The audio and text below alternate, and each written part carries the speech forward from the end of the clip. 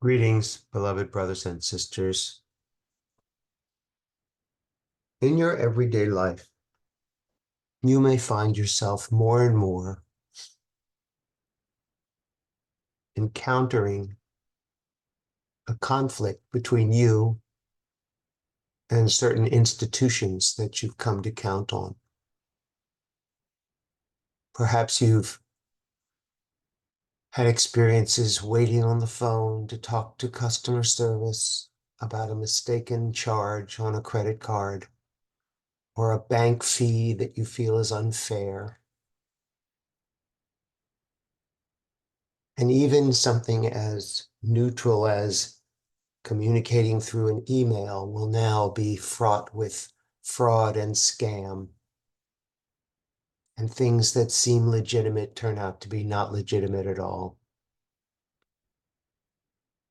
And your first reaction may be to be upset with the credit card company, upset with the people who are pulling these scams, upset about the fees and the time wasted on the phone.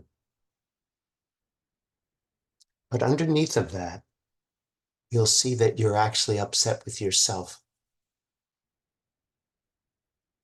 And you may ask the question, why am I still falling for this?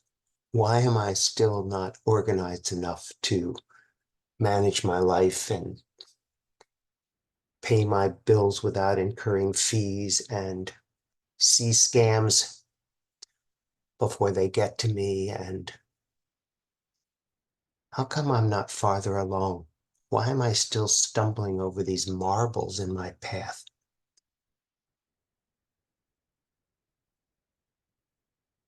And it's very easy to compare yourself with others or where you think you should be.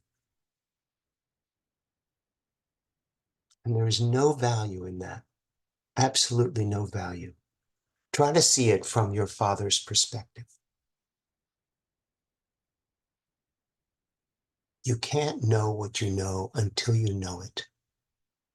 You just can't. You can't learn ahead of time what you need to know in a given situation. And so these situations repeat and repeat and repeat. But they're not to torture you, and they're not to remind you of how incompetent you are at managing your life. They're to give you the opportunity to choose what you value. And each opportunity is a blessing.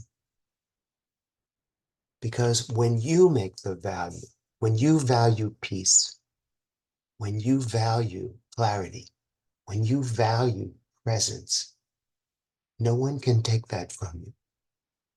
And you will have earned that because you chose it.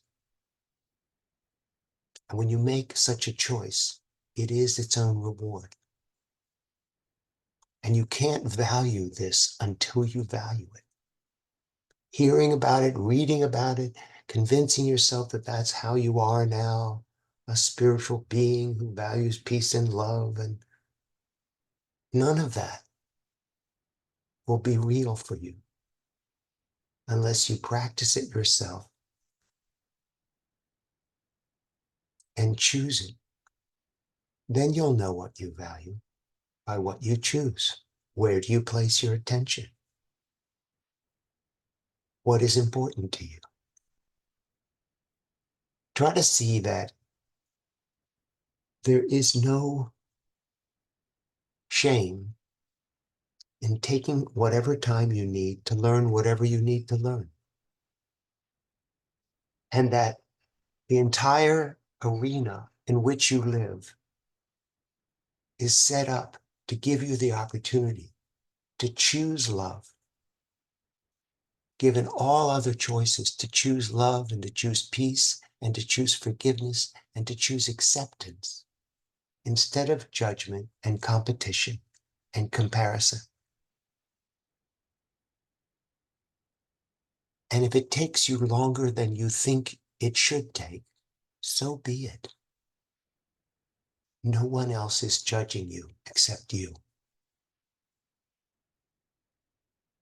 There is a context in which all of this is taking place, and that context is loving acceptance itself. Take the time you need to learn what you need to learn on this platform that you have chosen with the blessing and the grace of God. And let yourself come to it at your own pace.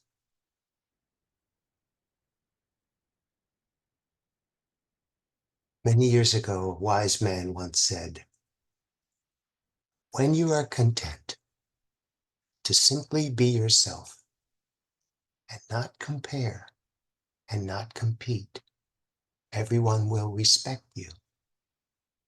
This is quite true. This is a gentle way of saying, cut yourself a break. You are held in the context of love to learn what you've chosen to learn at the pace you've chosen to learn it when you're ready. That's the beauty of love and acceptance. It doesn't push you. It doesn't scold you. It just lets you see the consequence of your choices. And then wisdom grows out of that. The most important thing to be is gentle with yourself and thereby gentle with everyone else. People can't be where they aren't. To be truly helpful, try not to step in the way of the consequences of people's choices. Allow them to learn what they learn and see them for who they really are. Love incarnate, stumbling and bumbling at times, but still in this wonderful context of acceptance and love. Let the realization dawn on you as it does from the choices that you make and the things that you value.